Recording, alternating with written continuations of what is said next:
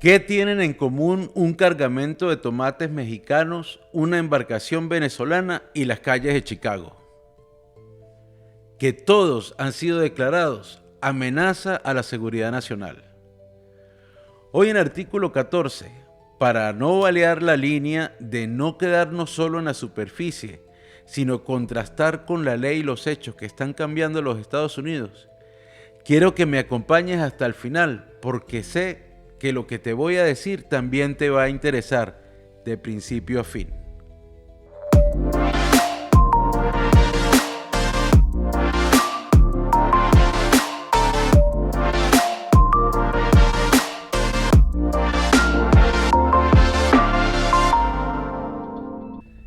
El presidente Donald Trump, el famoso Día de la Liberación, impuso tarifas unilaterales a casi todos los países del mundo, utilizando la Ley de Emergencia Nacional como base legal para ese fin.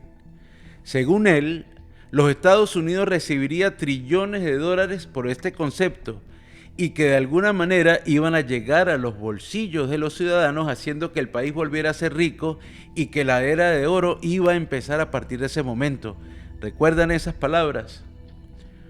Solamente pasó por alto explicarles a las personas que esas tarifas al final iban a constituir, era un impuesto agregado absolutamente a todos los bienes y servicios que tendríamos que asumir como extra, además a los impuestos que debemos declarar antes de cada 15 de abril de cada año.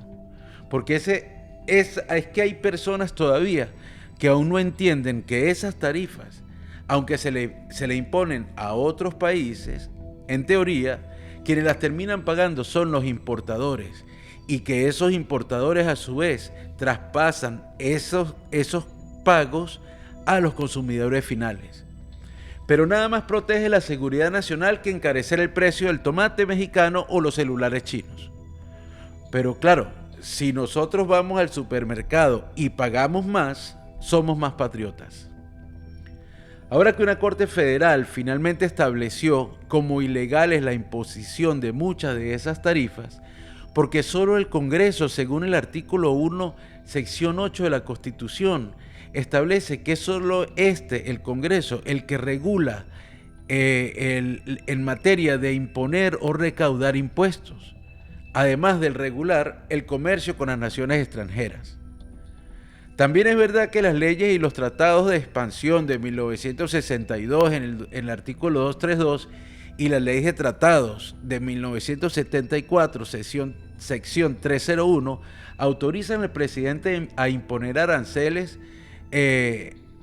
cuando las importaciones amenazan la seguridad nacional o existen prácticas desleales con otros países. Es aquí donde la narrativa cobra efecto. Según el presidente de Estados Unidos, era víctima de todos los demás, por lo que era necesario salvarlo imponiendo estos aranceles. Pero entonces, ¿vivíamos antes en pobreza, antes de ese Día de la Liberación? O peor, citando las palabras del propio presidente, él dijo que Estados Unidos sin esas tarifas se convertiría en un país del tercer mundo. Es decir, antes de enero, Estados Unidos era entonces un país de tercer mundo. Solo quiero dejarle esta información para que saquen sus propias conclusiones respecto de este tema. Por otra parte, otro tema muy controvertido por la incertidumbre de las intenciones. El presidente firmó una orden ejecutiva en la cual declaró a los carteles mexicanos, el Cartel de los Soles, las maras MS-13 y el Tren de Aragua como organizaciones terroristas. Pero, ¿cuál era el fin exactamente de esta acción? ¿Por qué elevan a organizaciones terroristas a estas organizaciones que más bien podrían ser calificados como crimen organizado? El flagelo del tráfico de drogas hacia los Estados Unidos y otras partes del mundo tiene dos actores que participan activamente y una parte que termina siendo la víctima.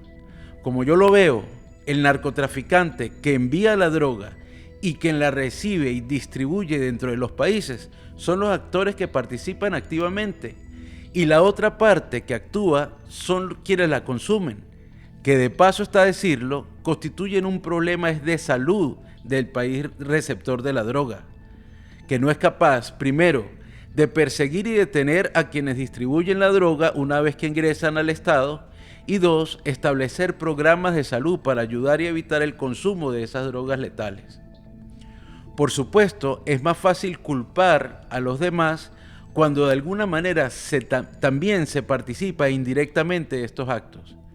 Pero es mi percepción. Vamos a los hechos.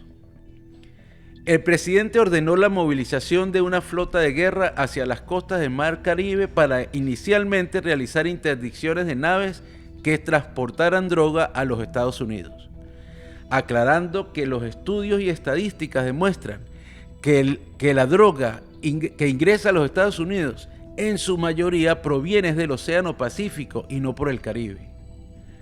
El día 2 de septiembre, una embarcación casi rudimentaria, algo así como un bote de pesca, según las imágenes, ¿no?, que se revelaron en todas partes y en todas las redes, aparentemente con 11 personas, según declaraciones iniciales eran del Tren de Aragua, pero luego cambiaron a que eran Cartel de los Soles.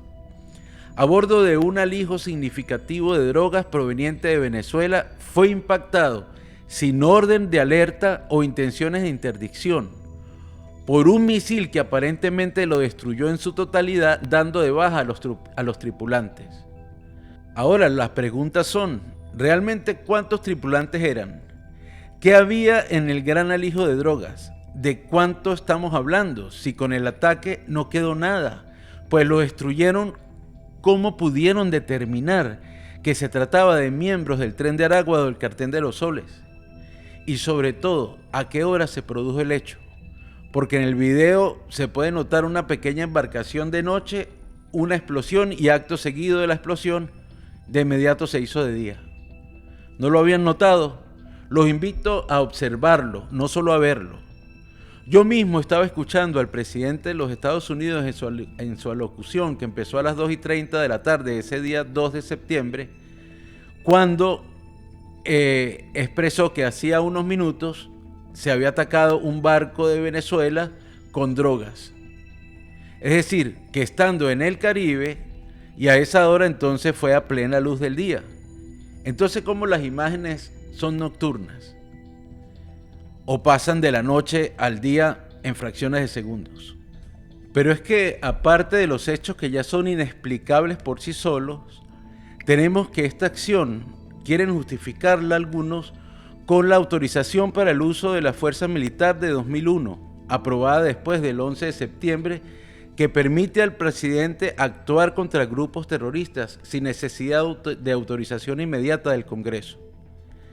Y el derecho internacional que ampararía un ataque preventivo bajo el artículo 51 de la Carta de la Organización de las Naciones Unidas, que reconoce el derecho de autodefensa si hay un ataque armado o una amenaza inminente, usando ellos el ingreso de drogas como un ataque inminente a los Estados Unidos. El problema es que existe aquí una ampliación peligrosa del concepto de ataque armado. El derecho internacional distingue entre los delitos transnacionales, como el narcotráfico, y las agresiones militares estatales. Equipararlos es jurídicamente forzado.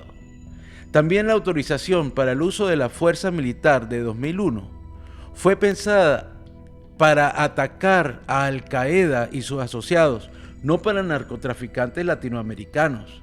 Usarla aquí es una interpretación creativa y además es cuestionable. ¿Por qué es cuestionable? Porque el presidente de los Estados Unidos no puede juzgar y condenar a muerte a un grupo de personas que van en un bote sin haber probado, primero, que atacaron a los Estados Unidos, porque no fueron en aguas del territorio de los Estados Unidos. En segundo lugar, nunca se pudo comprobar si lo que llevaban allí era realmente drogas, porque todo quedó destruido. Destruyeron el barco y con él mataron a 11 personas indefensas. Indefensas, no estoy diciendo que son inocentes o que no estaban haciendo lo que presuntamente estaban haciendo, Pero como no hay evidencia de lo que dicen, evidentemente son personas indefensas. Y eso, ante el derecho internacional, es una extralimitación de la fuerza y son homicidios extrajudiciales. Esto no puede quedar así. La resolución de poderes de guerra de 1973 sigue vigente.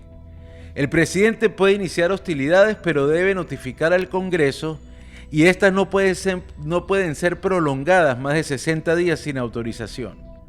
Si esto se convierte en operaciones regulares contra Venezuela o grupos asociados, necesitaría sí o sí la aprobación legislativa.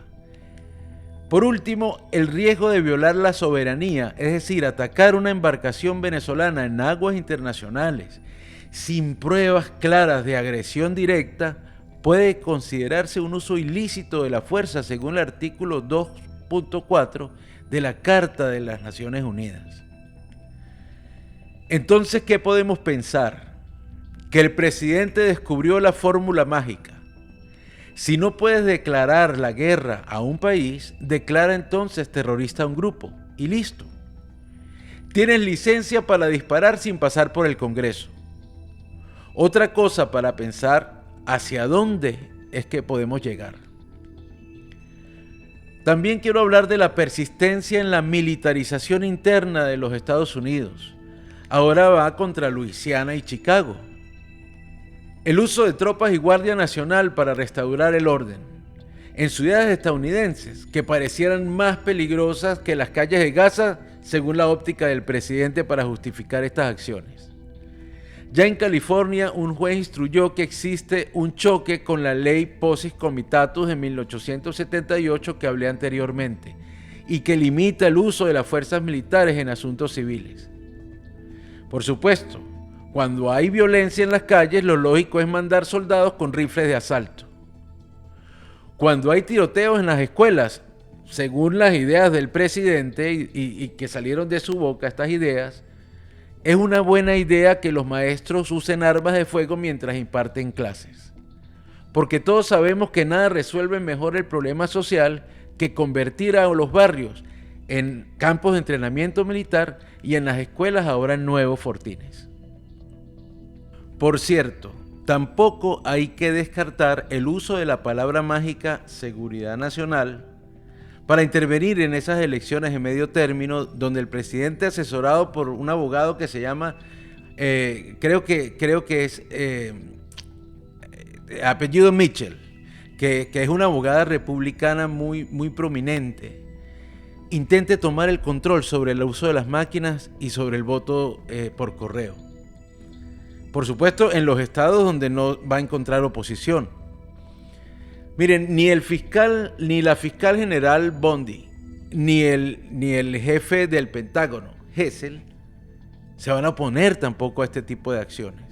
Más si lo hace con gobernadores como el de Florida o Texas. Hay que estar pendiente cuando ese momento llegue.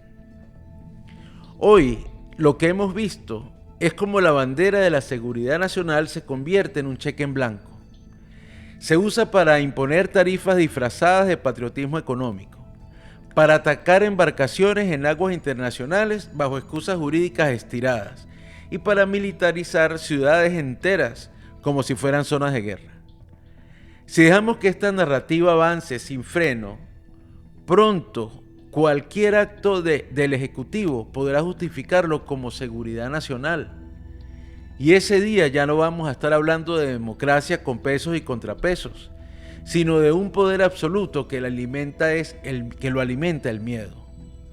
La pregunta que debemos hacernos no es solo si estamos más seguros, sino si todavía somos ciudadanos libres o simples espectadores de un poder que juega a la guerra, al comercio y a la represión bajo la misma excusa mágica. Como les prometí, el tema iba a estar interesante. Y como dicen los españoles, hasta la punta del rabo todo es toro. Si te pareció interesante el análisis, suscríbete, compártelo, coméntame tu opinión y sígueme en redes. Seguimos.